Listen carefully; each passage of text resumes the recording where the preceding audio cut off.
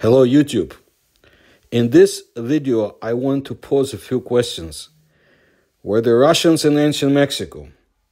Were the ambassadors of ancient Russia or Muscovite in contact with the Olmec civilization? Did the riflemen of Ivan the Terrible visit Mexico in 900 BC? In the photo, monument number 13 from the Olmec settlement of La Venta, Mexico, from 900 to 400 years BC. You can see a very interesting image. According to the scientific interpretation, the low relief of this monument depicts a walking man in a large headdress with a flag or a pennant. There is also a human footprint and three pole weapon-like elements. The man is wearing a native Russian version of the cap of His Imperial Majesty Peter the Great times. It is easily recognizable by the fur trim, the curved top, and the attached tail. A hat of this type has existed since ancient times and was widespread in the 15th century. On the bas-relief, we see a Slavic cap with fur trim and decorated with the tail of a fox or Arctic fox. Look at his face. Does he look like an Olmec? No, that doesn't look to me at all. The type of face is Slavic, in addition to a mustache and beard. Looks like my many Russian neighbors in Kiev. In such a hat and with such a beard, one can imagine one of the peasants actually in the army of Stepan Razin, the Kazakh chieftain who led the uprising against the Tsars and so forth. But you cannot imagine it to be an Olmec whose face type is likely of African origin. So let me tell you about the Streltsy. Streltsy, shooters or riflemen, were the units of Russian firearm infantry from 16th century to the early 18th century. And also there were a social stratum from which personnel for the Streltsy troops were traditionally recruited. They are also collectively known as the Streletskaya Voiska, like the Rifleman army in translation. These infantry troops reinforced feudal horsemen. The first Streltsy units were created by Ivan the Terrible sometime between 1545 and 1550 and armed with the arquebus. During his reign, Russia was fighting wars almost continuously, including the Livonian War in the north and wars against the Khanats in the south. He, the king, the Tsar of Russia, was most likely killed by special agents of the British Crown operating in Moscow, and this has not been forgotten. The composition shows that it was an ambassador or a representative of an expedition that arrived in North America.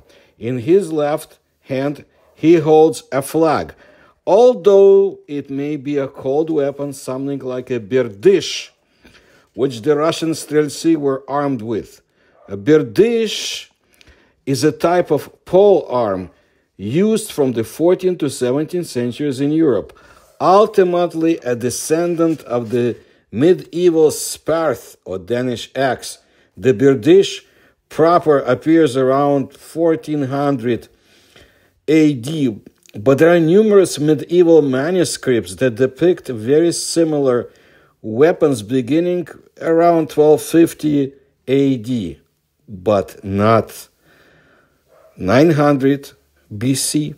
In the right, some kind of round-shaped object with a protrusion in the upper part. I'm speaking about that image. It can be a flask with a cork filled with vodka, or maybe a powder grenade. The man is belted with a sash. On his feet, apparently, there are boots, but I don't know. I can't quite understand what's on top of them. By the way, he really does look very much like a Russian strelets. The Streltsy army, as mentioned before, was created around 1550 by Tsar Ivan IV the Terrible, who, as I mentioned before, was killed by British spies. And I have a video about this crafty espionage operation against Muscovite. Well, now the question is, where in North America did the Russians come from in 900 to 400 BC? I have read several hypotheses regarding this phenomenon or event.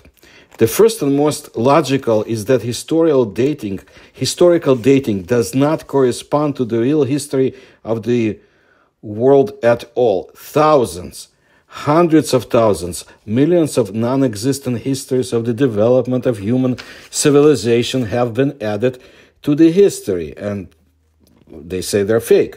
Hence, all the inconsistencies with ancient Greece, Rome, the recurring historical figures duplicated under different names in different supposedly historical periods. The first hypothesis logically implies the second. Who first discovered America? And to some people, it's the Russians. Look, although people agree, but the wording is not entirely correct. Because maybe they discovered, or maybe they just sent ambassadors to the lands that everyone knew about for a long time. Listen, there are hypotheses about the Arabs, the Chinese, the Norsemen discovering America. So why not the Muscovites? You can discriminate. The Olmecs clearly remembered the Russian ambassadors, and not just remembered, but apparently celebrated their arrival with the creation of this monument. They were immortalized. Moreover, the composition clearly shows that the attitude towards the ambassadors of Russia was friendly and respectful in those times and in those places. What about other hypotheses? And what is the point of continuing to build them if the entire historical chronology is built with one purpose: to maintain a false picture of the development of human civilization and a false theory of evolution of man from ape to intelligent man? And that's according to some people who have their own ideas in Russia and not only Russia. Look, to some in Russia and elsewhere, before us is the actual proof that the whole official history is just fiction. An Olmec monument dating from the official science to the years 900 to 400 BC. And it only confirms this once again. But having listed other people's hypotheses, I want to say that to me, this is proof of spatial temporal rip or rupture. I have other examples. Look at the attached video of the ghost trains of Eurasia and the story of the vanished train from Italy that appeared in Mexico. But of course, this was a different time.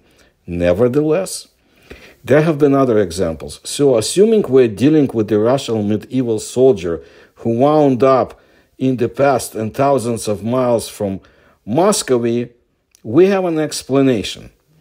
Let me add a few words about the Olmecs. The Olmec civilization is considered the first or mother civilization of Mexico. Like all other first civilizations, it appears immediately and in a ready-made form, to say, with a developed hieroglyphic script, an accurate calendar, canonized art, with developed architecture.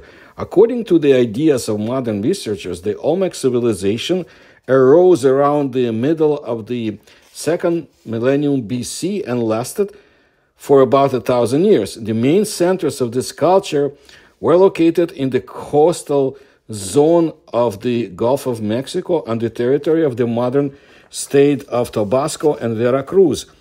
But the cultural influence of the Olmecs can be traced throughout central Mexico. Until now, nothing is known about the people who created this first Mexican civilization. The name Olmecs, meaning people of rubber, is given by modern scientists. But where did these people come from? What language they spoke? Where they disappeared to after centuries? All these main questions remain unanswered after more than half a century of research into the Olmec culture. The largest Olmec monuments are considered to be San Lorenzo, La Venta, and Tres Zapotes. These were real urban centers, the first in Mexico. They included large ceremonial complexes with earthen pyramids, an extensive system of irrigation channels, city blocks, and numerous necropolises. The Olmecs have achieved real perfection in the processing of stone, including very hard rocks. Olmec jade products are rightfully considered masterpieces of ancient American art. The monumental sculpture of the Olmecs included multi-ton altars made of granite and basalt, carved stelas, sculptures in human size, so to say. But none of the most remarkable and mysterious features of this civilization, but one of the most remarkable and mysterious features of this civilization are the huge stone heads and the mystery of those heads. I have been researching from about the age of 18, and I will discuss them in a dedicated video, but not today. But here's what I want to add today. An Olmec vessel in the form of a sitting elephant is kept in the Anthropological Museum of Jalapa in the Veracruz state. It is considered proven that elephants in America disappeared with the end of the last glaciation. It's about 12,000 years ago. But the Olmecs knew the elephant so much so that it was even depicted in figurative ceramics. Either elephants still lived in the Olmec era, which contradicts the data of paleozoology, or Olmec craftsmen were familiar with African elephants, which contradicts modern historical views. But the fact remains, and actually you can, if you don't touch it with your hands, you can see it with your own eyes in the museum.